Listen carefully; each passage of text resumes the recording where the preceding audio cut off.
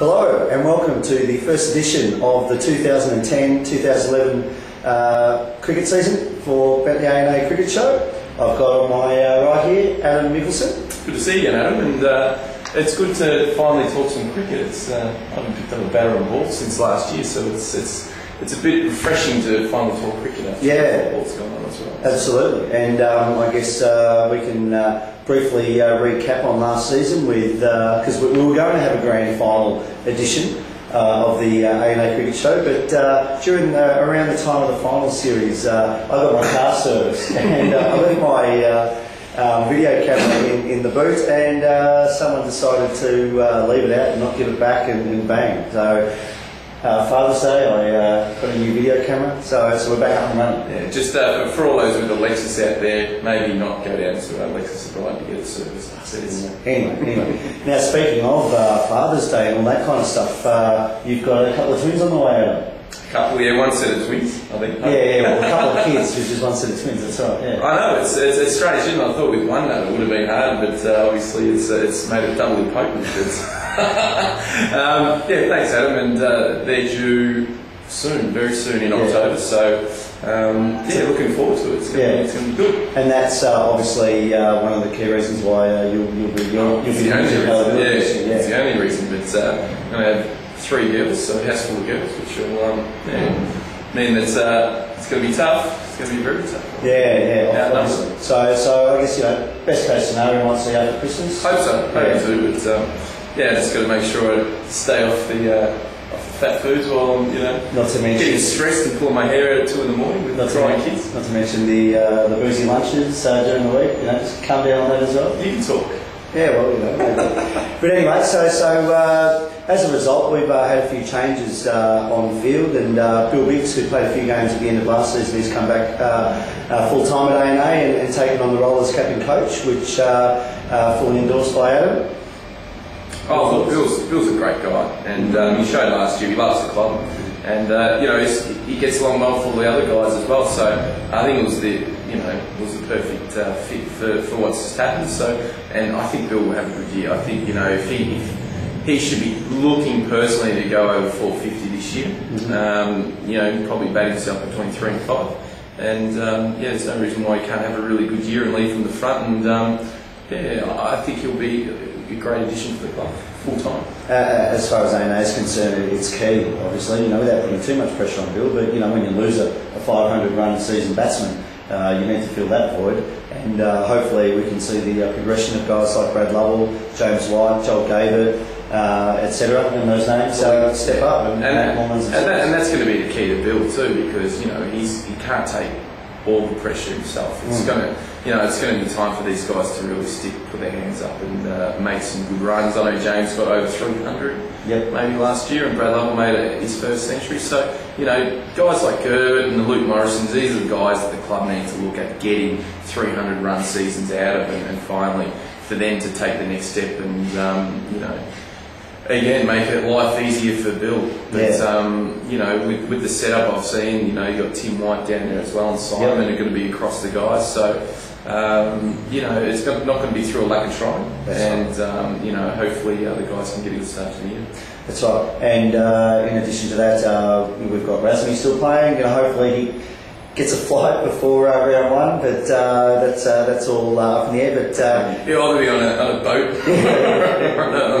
or on economy, but national border security. But we've also picked up another addition, which is Harrison Chamberlain, who has come from Bo Morris as an all-rounder, so he'll be a good addition also. So he's only I think 19 or 20, and he's already clicked in very well with the boys. So that's A&A for this for the ones this coming season.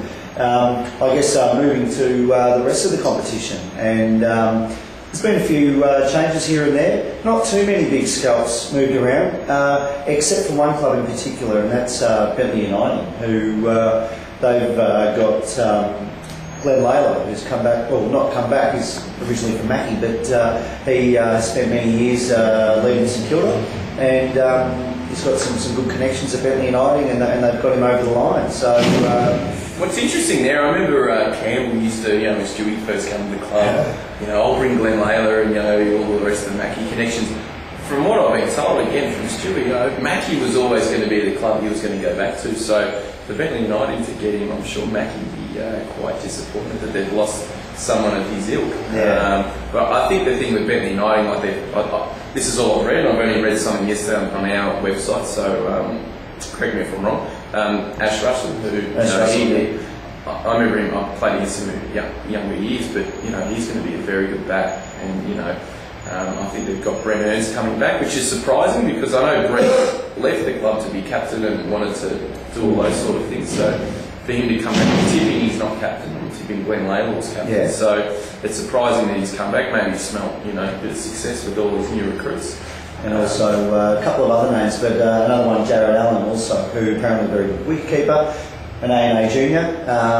But I mean, like they've got a lot of wicketkeepers. I believe Brett Ernst thinks he's going to be keeping early in the season. They've got Jared Allen, they've got Simon Richards.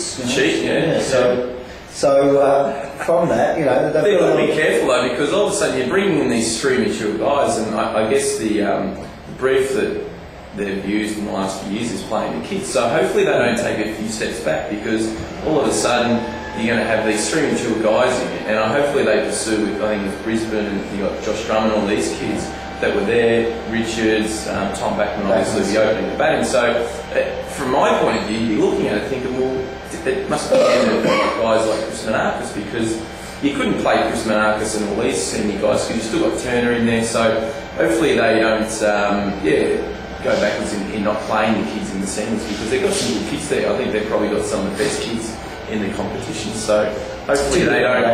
Exactly. So hopefully they don't burn the progression and those guys by short term, because who knows? Will Glenn Lane be there forever? And would a Nash Russell be there forever? I doubt it.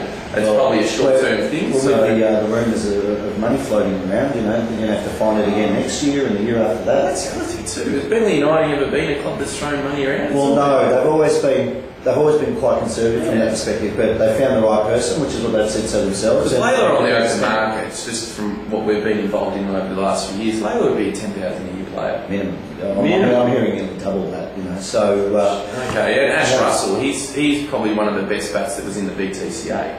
So for him just to come slip in, he'd want a bit of coin too. Yeah. So Brett Ernst, I know he was getting a coin at was it Moody? Yeah, look, I don't know. But anyway, so there's a bit of money there, but.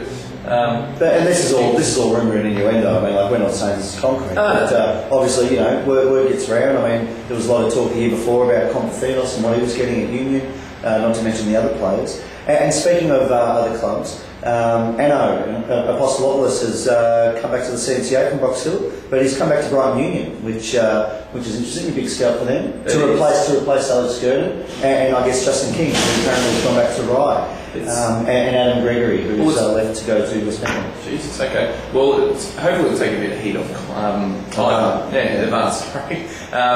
Because I know he didn't have the best year last year. I think there was all the peripheral ongoing around the club in terms of should he be doing it, and should these guys be playing in the team, and it took its toll. And I don't know whether those politics of Brighton Union have finally eased. Well, the fact that he compromised and played Con Gorazidis in the last game last year, I don't know if that placated the Kimmy and all these sort of guys as much, but look, I like Ivan. I think he's a very good cricketer and he's good for the comp, so hopefully he can have a successful year personally. But with the loss of those three players, Beach is equal. Yeah, Beach playing. Yeah.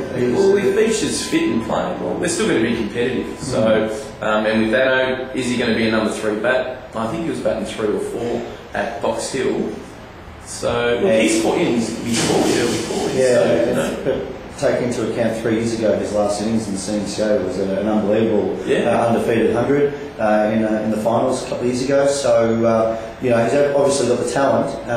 It's just whether age catches up, you never know. And don't worry, he'll have the suitcase filled up with cash. He's a businessman, so again, they're throwing a bit of money around. So all of a sudden, over the last 3 years, they've had Ivan, Avan, Beach and all these guys, they've thrown a lot of money at with no success. So, the pressure's on down there. So, again, hopefully for Ravana will go as well.